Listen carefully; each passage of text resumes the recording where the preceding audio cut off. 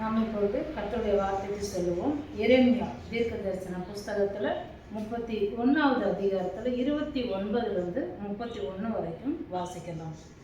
பிதாக்கள் திராட்சை காய்களை தின்றார்கள், பிள்ளைகளின் பற்கள் பூசி போயின என்று அந்நாட்களில் சொல்ல மாட்டார்கள்.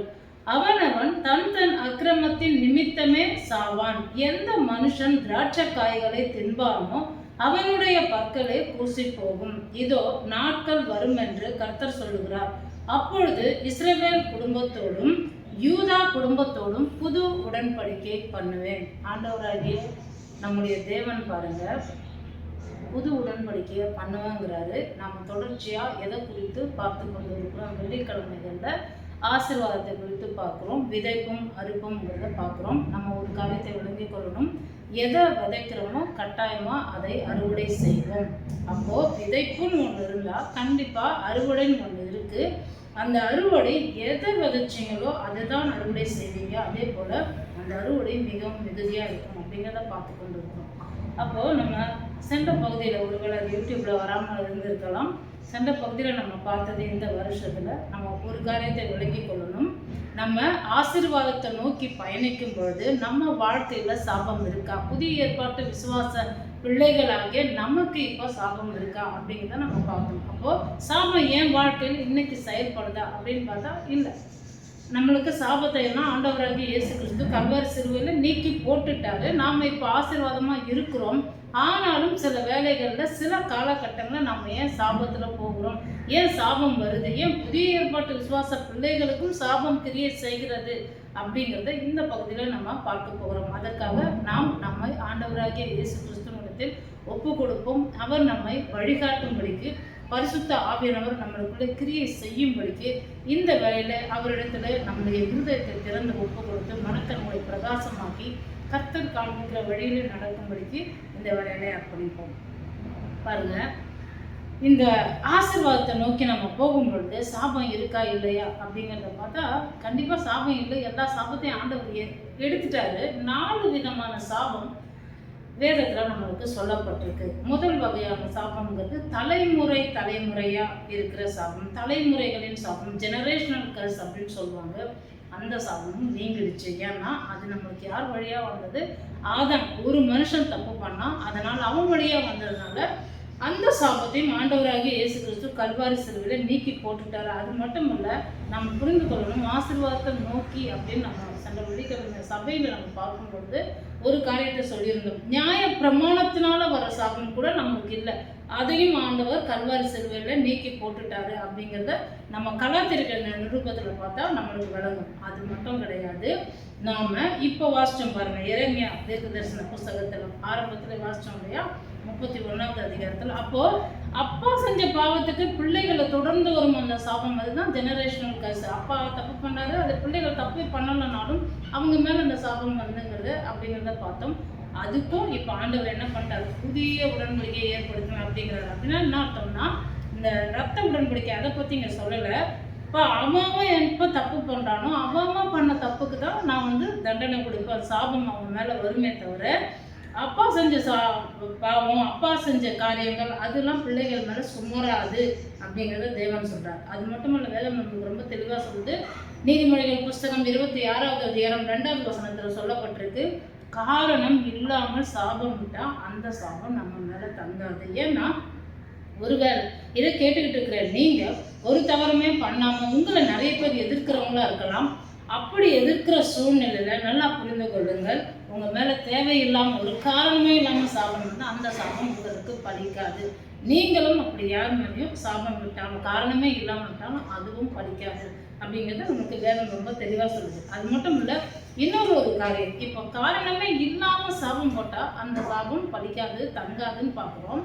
அப்போ காரணத்தோட அது தங்கும் இல்லையா, அதை நம்ம விளங்கி கொள்ளணும். அப்போ புதிய ஏற்பாட்டு விசுவாச பிள்ளையா இருந்தாலும் என் இஷ்டத்துக்கு நான் கர்த்தருக்கு கீழ்ப்படியாமல் மற்றவர்கள் மனதை காயப்படுத்துகிற மாதிரி நான் நடந்து கொண்டால் அபாண்டமாக சில பேர் மேலே நான் என்ன பண்ணுற தவறான காரியங்களை பிரயோகிக்கும் பொழுது நிச்சயமாக சாபம் அங்கே செயல்படும். அப்போது நியாயப்பிரமான சாபத்தை ஆண்டவர் நீக்கி போட்டுட்டாரு கல்வாரி சிலுவையில், தலைமுறை சாபங்களை ஆண்டவர் நீக்கி போட்டுட்டாரு. நல்லா புரிந்து கொள்ளணும், காரணம் இல்லாமல் சாபம்ட்டா நம்ம மேலே தங்காதுங்கிறதையும் பார்த்தோம். ஆனால் புதிய ஏற்பாட்டு விசுவாச பிள்ளைகளாகிய நாம் கர்த்தருடைய ரத்தத்தினால், இயேசுவின் ரத்தத்தினால் கழுவப்பட்டு பரிசுத்தமாகி எல்லாமே இருந்தும் எல்லா சௌகரியங்களும் பெற்றுக்கொண்டும் ஆசீர்வாதத்தில் வாழுகிறோம். இப்படி வாழும் பொழுது நம்ம காரணமே இல்லாமல் மற்றவர்களை அவங்கள ரொம்ப துன்பப்படுத்தும் பொழுது, தவறான வார்த்தைகள் பேசும்பொழுது, அதுவே என்ன புதிய ஏற்பாட்டில் சொல்லுது, பில்லி சூனியத்துக்கு ஈக்குவல் அப்படிங்கிற சொல்லப்பட்டிருக்கு பாருங்க. அதனால தான் சில பேர் பயப்படுறாங்க, ஐயோ எங்க மேல பில்லி சூனியம் பழிக்குமா, எங்க மேல மந்திரம் பழிக்குமா. அதெல்லாம் பழிக்கவே பழிக்காது. ஏன்னா நம்மளுக்கு என்னாகும் புஸ்தகம் 23வது அதிகாரம் 23வது வசனத்துல சொல்லப்பட்டிருக்கு, யாக்கோபுக்கு விரோதமான மந்திரவாதம் இல்லை, இஸ்ரவேலுக்கு விரோதமான குறிசொல்லுதலும் இல்லை. அப்போ நம்ம மேல அப்படிப்பட்ட பில்லி சூனியமும் செயல்படாது. எங்களுடைய ஆவிக்குரிய தகப்பன் அவங்க ரொம்ப அருமையாக விளையாட்டாக ஒரு காரியத்தை சொல்லுவாங்க. ஆனால் அதுதான் உண்மையில உண்மை. அதை நம்ம புரிந்து கொள்ளணும். அப்பா செய்வேனாலாம் உனக்கு வேலை செய்யாது, இவன் செய்யாதவனை தான் எனக்கு வேலை செய்யும் அப்படின்னு. அப்படின்னா என்ன அர்த்தம்னா, ஆண்டவர் என்ன சொன்னாரோ அதை செய்யாமல் விட்டுருவான், அந்த வேலை தான் அவனுக்கு வேலை செய்யும். அதுதான் அவனுக்கு சாபமாக வருதே தவிர இந்த செய்வனை இந்த பில்லி சொன்னியா அதெல்லாம் நம்ம மேலே வேலை செய்யாது. அப்போது நம்ம மேலே ஏதாவது ஒரு சாபம் வருதுன்னா அந்த சாபம் எதனால் வருது, நாம் யாரையாவது காயப்படுத்தி வருதா அப்படிங்கிறத நம்ம புரிந்து கொள்ளணும். அதை தான் நம்ம சென்ற பகுதியில் நம்ம சபையில் பார்த்தோம் இல்லையா. அப்போ மற்றவர்கள் மேலே நமக்கு மனக்கசப்பு இருந்தால் உடனே, இப்போ இதை பார்த்துக்கிட்டு இருக்கிற நீங்கள் உடனே உங்களுக்கு யார் மேலேயாவது கசப்பு இருந்ததுன்னா இதை பாஸ் பண்ணிட்டு என்ன பண்ணுங்க, ஒரு சின்ன ஜெபம் பண்ணுங்க. ஆண்டவர் யார் மேலே எனக்கு கோபம் இல்லை, நான் எல்லாரையும் மன்னிக்க விரும்புகிறேன். ஏன்னா ஆண்டவர் அதை தானே நம்மளுக்கு சொல்லித்தராரு. அப்படி நீங்கள் மன்னிக்கும் பொழுது நிச்சயமாகவே உங்களுடைய பாவங்களும் மன்னிக்கப்படுது, உங்கள் மேலே சாபங்கள் வராதபடி பாதுகாக்கப்படுகிறீர்கள். சில நேரத்தில் நம்ம மேலே நம்மளுக்கு கோபம் இருக்கும், நான் இப்படி பண்ணிட்டேனே, நான் இதனால் இப்படி ஆயிட்டேனே அப்படின்னு. உங்கள் மேலையும் நீங்கள் சாபம் போட உங்களுக்கு ரைட்ஸ் கிடையாது. நீங்கள் கர்த்தருடைய பிள்ளைகள், அவருடைய ரத்தத்தினால் பரிசுத்தமாக்கப்பட்டிருக்கிறீங்க. அவரால் விலையேற பெற்ற அவருடைய ரத்தம் உங்களை விலை கொடுத்து விலைக்கிரயமாக வாங்கியிருக்கு. உங்கள் மேலேயே நீங்கள் சாபம் போட முடியாது, உங்களையே நீங்கள் கோச்சிக்கிட்டு உங்களை வெறுக்கவும் கூடாது அப்படிங்கிறத நம்ம புரிந்து கொள்ளணும். அப்போது நம்ம என்னதான் பண்ணுறது, ஆசீர்வாதத்தில் வாழ இந்த மாதிரி நம்ம மற்றவர்களை காயப்படுத்தாமல் நம்ம வாழும்போது நம்ம ஆசீர்வாதமான வாழ்க்கைக்குள்ளே நம்ம நுழைய முடியும். ஏன்னா இந்த வருஷத்தில் நம்ம அதை தான் பார்க்கலாம்னு வெள்ளிக்கிழமைகளை சொல்லியிருந்தோம் இல்லையா. சென்ற வருஷத்தில் நம்ம அளவற்ற ஆசீர்வாதத்தில் வாழணும்னா கர்த்தர் என்ன வழி வைத்திருக்கிறாரு அந்த வழியில் நம்ம நடக்க நமக்கு ஆசீர்வாதங்கள் நம்ம மேலே கிரியை செய்யும், நம்ம குடும்பத்தில் கிரியை செய்யும். அப்போ இந்த ஆசீர்வாதம் இருக்குது, கல்வாரி சிலுவையில இயேசு கிறிஸ்து சம்பாதிச்சு கொடுத்துட்டாரு. ஆபிரகாமோட ஆசீர்வாதம் எல்லாமே நம்ம மேலே வந்துடுச்சு. ஆனாலும் சாபம் எப்படி கிரியை செய்யுது அப்படின்னு பார்த்தா, சங்கீதம் 109:17 சொல்லப்பட்டிருக்கு, சாபத்தை விரும்பினான் அது அவனுக்கு வரும், அவன் ஆசீர்வாதத்தை விரும்பாமல் போனான் அது அவனுக்கு தூரமாக விலகி போகும். தாவீது சொல்றான். இந்த சங்கீதத்தை நீங்கள் வீட்டில் வாசித்து பார்த்தீங்கன்னா உங்களுக்கு தெரியும். அவர்கள் சபித்தாலும் நீங்கள் ஆசீர்வதியும். நம்ம ஜெபிக்கலாம் நம்மளை யாராவது காயப்படுத்தினா, ஆனால் நாமளே சாபத்தை விரும்பிட்டா அது வந்து இப்படிங்க யாராச்சும் சாபத்தை விரும்புவாங்க, சாபத்தை யாராவது போய் விரும்புவாங்களா அப்படின்னு நம்ம நினைக்கிறோம். நல்லா புரிந்து கொள்ளுங்கள், சில பேர் சாபத்தை விரும்புகிறார்கள். வேதத்திலிருந்து நிறைய காரியங்கள் நம்ம பார்க்க முடியும். ஆனால் ஒன்றே நீங்கள் புரிந்து கொள்ளுங்கள், ஆண்டவராக இயேசு கிறிஸ்துவைய பிலாத்து என்ன பண்ணுறாரு, சிலுவையில் போடுறாரு.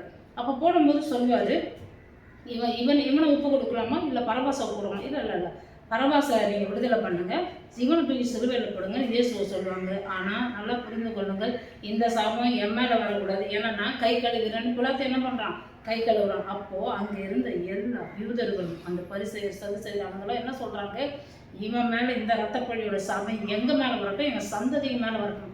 இவர்கள் அதை விரும்பினார்கள். இவங்க விரும்பினதுனால நல்லா யோசிச்சு பாருங்க, வரலாற்று காரியங்களை எடுத்து வாசி பாருங்க. அதில் யூதர்கள் ஒருத்தர் விடாமல் துரத்தி கொல்லப்பட்டாங்க. ரொம்ப அநியாயமாக ரொம்ப அற்பமாக சாகடிக்கப்பட்டாங்க. ஏன்னா பாவமே அறியாத பரிசுத்தமான ஒருத்தரை காயப்படுத்தினாங்க பாருங்க. எல்லாரும் சேர்ந்து சிலுவையில் போட்டாங்க. எல்லாத்துக்கும் பின்னாடி கர்த்தருடைய கரம் இருக்குது. அவருடைய திட்டத்தின்படி தான் அவர் சிலுவையில் போனாங்க. ஆனால் நல்லா புரிந்து கொள்ளுங்கள், எங்கள் மேலே சாபம் வரட்டும்னு சொல்லிட்டாங்க பார்த்தீங்களா, சாபத்தை விரும்பினார்கள். சங்கீதம் 109:17 சொல்லியிருக்கிறபடி இந்த யூதர்கள் சாபத்தை விரும்பினதுனால அவர்களை துரத்தி கொல்லப்பட்டவர்கள். அவர்களை கொன்னது ஒரு ஜெர்மனி ஆட்சியை செய்த ஒரு யூதனே தான் அதை செஞ்சார். ஸோ இதையெல்லாம் நாம் விளங்கிக் கொள்ள வேண்டும். அப்போ நாம் யார் மேலேயும் கசப்போடு இருக்கக்கூடாது. நம்ம ஆசீர்வாதத்தை தான் விரும்பணும்.